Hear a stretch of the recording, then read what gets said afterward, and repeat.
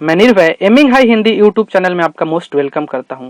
आज हम लोग फिजिक्स का एक चैप्टर पढ़ने वाले हैं। चैप्टर नहीं है, इससे आपका इस टाइप का क्वेश्चन पढ़ेंगे जिस टाइप से हर एक एग्जाम में आपके एग्जाम में क्वेश्चन पूछ लिया जाता है। हर 1 साल 2 साल या कभी कभी लगातार भी पूछ लिया जाता है। तो एक ये अगर चैप्टर आप पढ़ लेंगे तो आपका 1 नंबर सिक्योर हो जाएगा और बहुत ही इजी चैप्टर है। कहने का तो ये 11th का चैप्टर है, आपको 10th में नहीं मिला होगा। 11th का चैप्टर है, बट आप इसको बचपन में ही सब बच्चे, अगर आप गांव से हो या शहर से हो, सब बच्चे इस चैप्टर में मतलब इस जो आज मैं पढ़ाने वाला हूँ इसमें पीएचडी बचपन में ही कर चुके हो। जब बहुत छोटा थे तभी आप कर चुके हो, भले ही आपको पता ना है। ठीक है, ये बहुत इजी चैप्टर है तो आप समझेंगे। अगर आप इस चैनल पे नए हैं तो इस चैनल को सब्सक्राइब कर लें और अपने दोस्तों में भी शेयर कर दें। और अभी तक आप टेलीग्राम ग्रुप से नहीं ऐड हुए हैं, वहां पे बहुत सारे बच्चे ऐड हो गए हैं, उसका बेनिफिट ले रहे हैं। वहां पे मैं पीडीएफ भी डाल दिया कर रहा हूँ जो आपको जरूरत है। और आप पहले तो डिस्क्रिप्शन से चेक कर ले, अगर पीडीएफ वहां पे नहीं है तो वहां पे आप टेलीग्राम में आप मेरे को मैसेज करेंगे तो मैं पीडीएफ डाल दिया करता हूं। तो आप Telegram crack polytechnic CRACK crack polytechnic करके आप अपने फोन में टेलीग्राम इंस्टॉल कर लो और क्रैक पॉलिटेक्निक सर्च करके आप वहां पे ऐड हो जाओ। चलिए देर ना करते हुए वीडियो को शुरू करते हैं। ठीक है, क्या पढ़ना है हम लोग को? Simple pendulum. देखिए सिंपल पेंडुलम मतलब इसको हिंदी में साधारण लोलक बोलते हैं। ठीक है, साधारण लोलक क्या है सिंपल पेंडुलम? देखो, अगर ये आप बचपन में मैं बताया कि सब बच्चे इसमें बचपन में पीएचडी कर चुके हैं। देखिए, आप गांव से हो तो देखो आम के पेड़ में या किसी भी पेड़ पे आप ऐसे रस्सी बांध देते थे और यहाँ पे बैठ के अपने आप दोस्त से बोलते थे आप धक्का मारो। आप ऐसे ऐसे ऐसे ऐसे झूलते रहते थे और पूरा दोपहर झूलते रहते थे। फिर घर पे जाके मार भी खाते थे कि पूरा दोपहर कहाँ थे। और अगर आप सिटी से हो, शहर से हो, तो आप अपने मोहल्ले का मतलब कि आप अपने मोहल्ले के पार्क में, मोहल्ला पार्क में आप जाते होंगे और वहां पे एक झूला करके लगा होगा, उस पे आप बैठ के पूरा मजा लेते होंगे शाम का और अपना शाम बिताते होंगे। तो मैं बताया ना, आप अपने दोस्त को बोलते होंगे पीछे से धक्का मारो और फिर आप बैठते होंगे, फिर आपके दोस्त बैठते होंगे। तो यही है सिंपल पेंडुलम। क्या है, अब इसको पढ़ते हैं। देखिए, अगर ये कोई फिक्स पोजीशन है, कहीं मान लो पेड़ की डाली या कुछ भी है, यहाँ पे एक रॉड है, इसमें एक रस्सी को लटका दिया गया। ठीक है, एक रस्सी को मतलब एक स्ट्रिंग को लटका दिया गया और यहाँ पे एक मास बांध दिया गया छोटा सा। और ये ऐसा रस्सी हो जो बढ़े ना और इसका मास 0 हो। इवन ऐसे देखिए मासलेस कहा जाता है, लेकिन कोई भी रस्सी हो कितना भी छोटा हो तो वहां पे मास तो होगा ही, लेकिन हम लोग पढ़ते समय इसके रस्सी के मास को नेग्लिजिबल मानते हैं, ना के बराबर मानते हैं। और यहाँ पे एक छोटा सा कोई बॉब या बॉल ऐसे लटका दिया गया जिसका मास m है। जब इसको लटका दिया गया और इस पर धीरे से ऐसा फोर्स दे दिया गया तो ये ऐसे ऐसे मतलब कि जब इस फोर्स दे दिया गया तो ये एक बार ऐसे जाएगा, फिर ऐसे जाएगा, फिर ऐसे जाएगा, फिर ऐसे जाएगा। तो यही पूछ रहा है कि यहाँ से देखिए, जब ये बॉब शुरू करता है अपना वो आगे पीछे मतलब कि ये अपना दोलन करना शुरू करता है, तो यहाँ से देखिए, यहाँ से शुरू हुआ, अगर आप यहाँ से फोर्स दिए तो यहाँ से यहाँ जाने में और यहाँ से यहाँ आने में जितना समय लगता है उसको टाइम पीरियड कहते हैं। या फिर अगर यहाँ से शुरू कर रहा है तो यहाँ से यहाँ जाके, यहाँ से यहाँ जाके फिर यहाँ पे आने में जितना समय लगता है उसको क्या मतलब टाइम पीरियड। मतलब कि एक दोलन करने में जितना समय लगता है उसी को क्या बोलते हैं, उसका टाइम पीरियड या आवर्त काल या दोलन काल। ठीक है, तो अब इसका आपसे इसमें एक ही फॉर्मूला है, उसी से क्वेश्चन आपको इसमें बहुत ज्यादा पीएचडी का डेरिवेशन पे नहीं जाना है, क्योंकि आपको सिर्फ फॉर्मूला पूछता है और फॉर्मूला से ही अप्लाई करवा के पूछता है। तो इसका एक ही फॉर्मूला है टाइम पीरियड का, कि टाइम पीरियड कैसे निकालते हैं। तो टाइम पीरियड क्या होता है, आवर्त काल का जो टाइम पीरियड होता है two pi under root L by G. क्या होता है, 2 pi under root L by G time period equal to होता है। टाइम पीरियड तो समझा दिया कि एक दोलन करने में जो समय लगता है उसको टाइम पीरियड करते हैं। 2 के बारे में सब लोग जानता है, 2 है। पाई के बारे में क्या जानता है, 22/7। अगर उसको फ्रैक्शन में लिखे तो और पॉइंट में लिखे तो कितना होता है पाई का मान, 3.14। ठीक है, इतना तक तो नहीं करना आपको।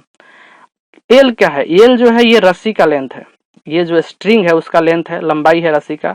और जी क्या है, आप जहां पे भी हो, जिस प्लेनेट पे हो, अगर अर्थ पे हो तो उसका ग्रेविटेशनल कांस्टेंट, अगर मून पे हो तो उसका ग्रेविटेशनल कांस्टेंट। तो ये जी क्या है, ग्रेविटेशनल कांस्टेंट बोल रहे, sorry, acceleration due to gravity.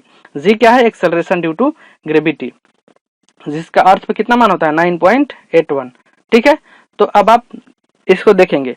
अब इससे आपसे क्वेश्चन कैसे कैसे पूछा जाता है, इसी फॉर्मूला से कभी आपको टी दे देगा, एल पूछ लेगा, कभी जी पूछ लेगा, ये तो नहीं पूछ सकता, ये तो फिक्स है।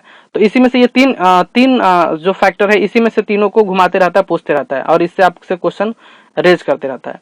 तो आप क्या देख रहे हैं, जो टाइम पीरियड है वो लेंथ में क्या रिलेशन है। मैं बताया था कि जब भी इधर सीधा सीधा रिलेशन हो, एक लाइन में दोनों हो, तो उसको क्या बोलते हैं, डायरेक्ट रिलेशन। लेकिन टी पे तो रूट लगा हुआ है, तो टाइम पीरियड है जो वो टाइम पीरियड जो है लेंथ के अंडर रूट के डायरेक्टली प्रोपोर्शनल है।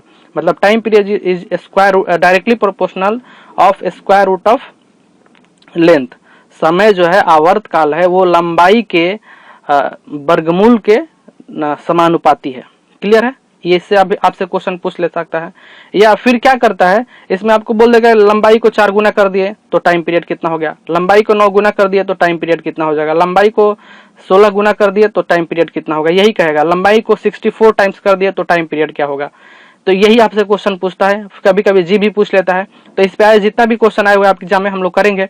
और क्या देखिए इसमें, और क्या है इसमें खास बात, इसमें आप फॉर्मूला में देख रहे हैं तो कहीं भी वो जो बॉब हम लोग लटकाए थे उसके मास कहीं भी फॉर्मूला में नहीं दिख रहा है।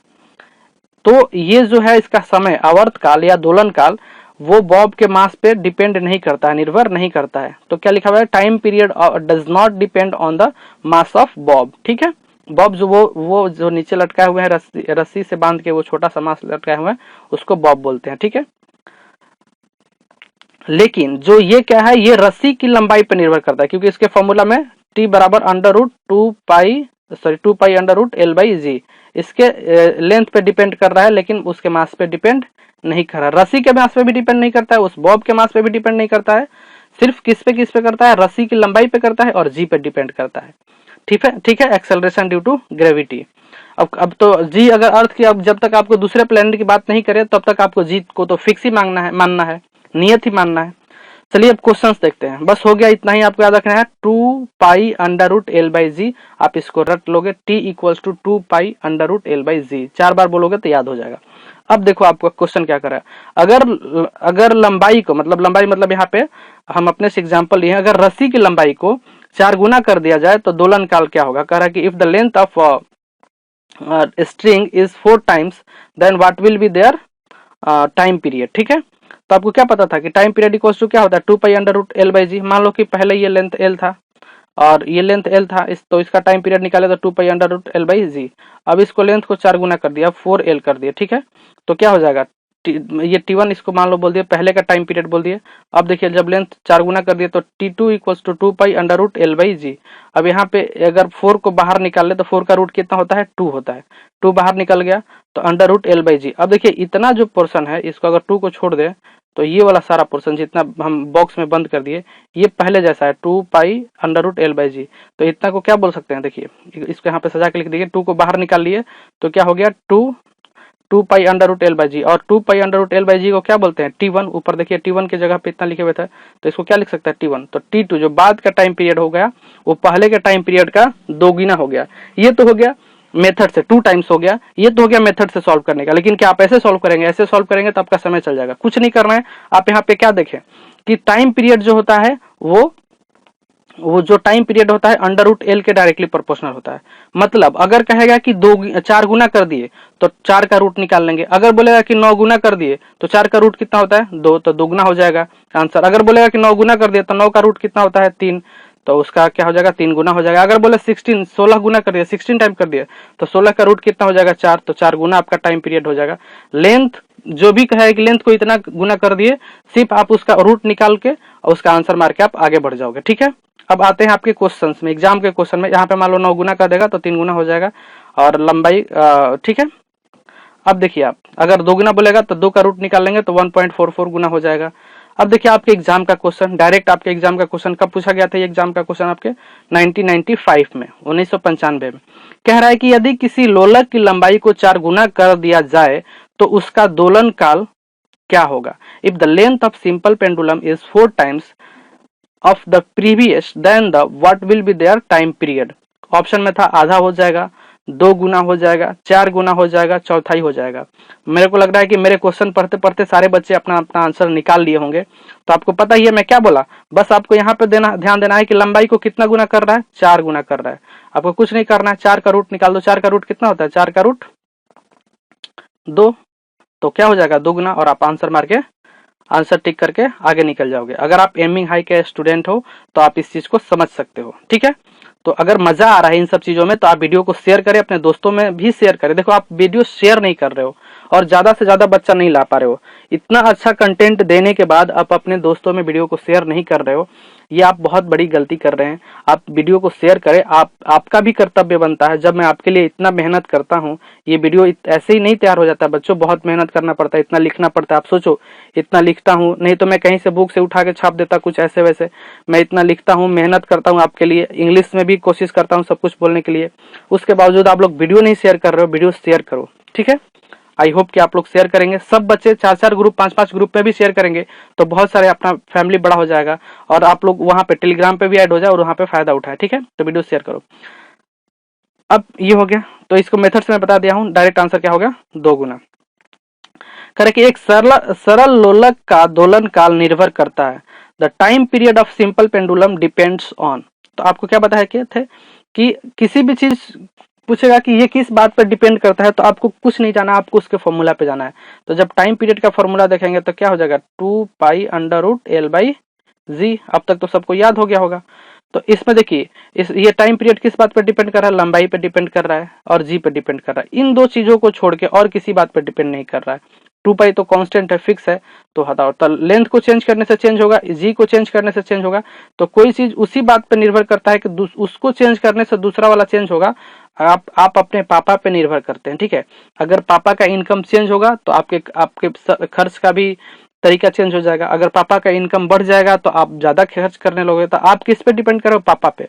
वैसे ही टाइम पीरियड किस पे डिपेंड कर रहा है, लेंथ पे और जी पे डिपेंड कर रहा है, ठीक है। अगर जी चेंज करोगे, एल चेंज करोगे तो टाइम पीरियड चेंज हो जाएगा। तो आपसे पूछ रहा है किस पे डिपेंड करता है, ऑप्शंस पढ़ेंगे। द्रव्यमान पे नहीं, दूर दूर तक तो अच्छा पहले तो लंबाई देख ले, लंबाई पे डिपेंड करता है ये।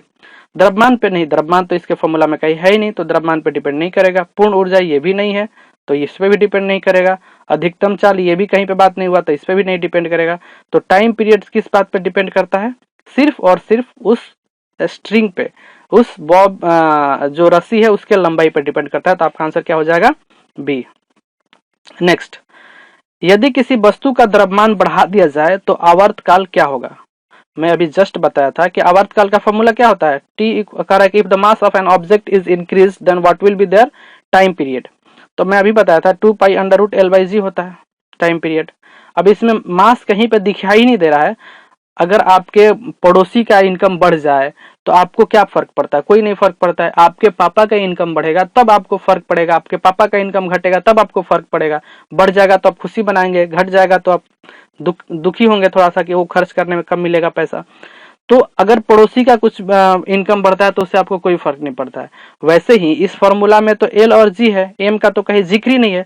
तो एम बढ़े घटे क्या फर्क पड़ता है। तो मास के बढ़ने या घटने से समय पे, टाइम पीरियड पे, आवर्तकाल पे, दोलन काल पे कोई भी वो फर्क नहीं पड़ेगा। तो वो क्या रहेगा, ये पहला ऑप्शन दे रहा है कि बढ़ जाएगा, कुछ नहीं होगा। जब फॉर्मूला में है तो बढ़ेगा कैसे, बढ़ जाएगा तो ये गलत हो गया। बोल रहा है घट जाएगा, वो भी नहीं होगा। बोल रहा है दुगना हो जाएगा, अरे भैया जब मास को चेंज कर रहे हैं तो ये क्यों दुगना होगा, मास इसमें फॉर्मूला में है ही नहीं। तो लास्ट में क्या करा, अपरिवर्तित रहेगा, विल नॉट चेंज, तो चेंज नहीं करेगा। यही अपना आंसर होगा कि मास के चेंज करने से मास कुछ भी कर लो, जो टाइम पीरियड पहले था वही आज भी रहेगा।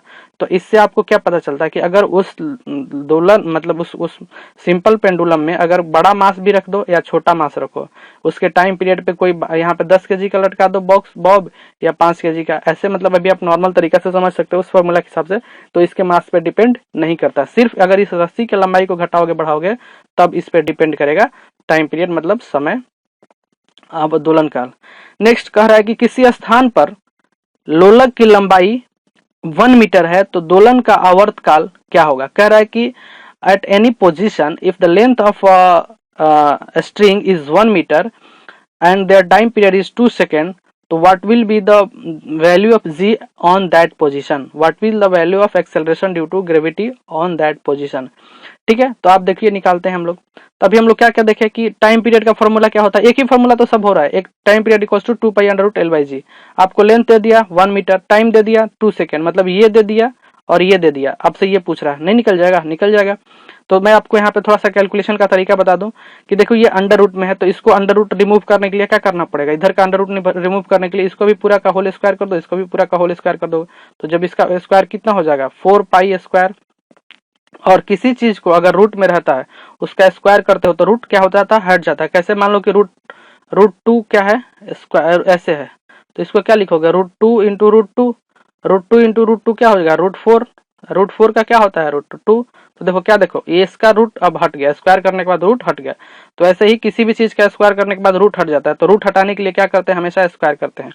अब स्क्वायर करने के बाद जब रूट हट गया तो टी स्क्वायर, इधर भी टी स्क्वायर हो जाएगा, स्क्वायर करेंगे तो दोनों साइड करेंगे, ठीक है। 4 pi square under root L by G, आपको ये निकालना है। तो ये निकालना है तो आपको मान लो इसके नीचे 1 है, तो इसको यहाँ पे कर दो, इसको यहाँ पे कर दो, तो ये ऊपर चल जाएगा और ये नीचे आ जाएगा। तो जी इक्वल्स टू क्या हो जाएगा, 4 pi square L by T square. अब जो जो जहां जहां पे है वहां वहां पे रख दो, 4 की जगह पे 4 रख दिए, पाई स्क्वायर, पाई का वैल्यू 3.14, एल का लंबाई दिया है 1 मीटर, और टाइम पीरियड का स्क्वायर टी यूनिट मतलब 2 इंटू टू, 2 या 4, 4 से 4 कैंसिल हो गया, 3 इंटू 3, इसको मल्टीप्लाई करना है। तो आप देखिए मैं आपको बताया कि कोई भी काम करने जाएंगे तो आप थोड़ा सा ऑप्शन से भी ध्यान देंगे। तो देखिए ऑप्शन क्या है आपका, 9 है, 7 है, 18 है, 19 है। अब बताइए 3.3 को 3 को मल्टीप्लाई करेंगे तो 9 ही आएगा, 9 के आसपास मतलब 9 पॉइंट समथिंग। अगर हाँ 10 रहता यहीं पर ऑप्शन में तो थोड़ा सा आपको शक होता, एक बार मल्टीप्लाई करके चेक करेंगे। अब दूर दूर तक ऑप्शन है, 7 है, 19 है, 18 है, तो आप आंख बंद करके मल्टीप्लाई करने नहीं जाएंगे, 3 का 3 से मल्टीप्लाई कर देंगे मतलब 9 पॉइंट समथिंग आएगा और आप आंसर टिक करके आगे बढ़ जाएंगे। चलिए इसमें इतना ही क्वेश्चन था, आई होप कि आप समझ पाए होंगे। अगर ये सारा वीडियो, ये मतलब आपको सारा क्वेश्चन अच्छा लगे तो आपको फिर एक बार मैं बोलूंगा अपने दोस्तों में वीडियो को शेयर करें और फैलाओ, इस वीडियो को फैलाओ, आप लोग शेयर नहीं कर रहे हो। चलिए मिलते हैं नेक्स्ट वीडियो में, तब तक देखते रहिए aiming high Hindi YouTube channel. और आप अगर कभी वीडियो नहीं आता है तो आप बैठ के वेट ना करें, आप उसको रिवीजन, प्रीवियस वीडियोस को रिवीजन करते रहे, उसका नोट्स पढ़ते रहें, आप अपना समय ना गंवाएं, आपके पास बहुत कम समय है, ठीक है। तो ठीक है, आई होप कि समझ पा रहे हो, सभी बच्चे समझदार हैं। मिलते हैं नेक्स्ट वीडियो में, तब तक के लिए बाय बाय, जय हिंद एंड टेक केयर।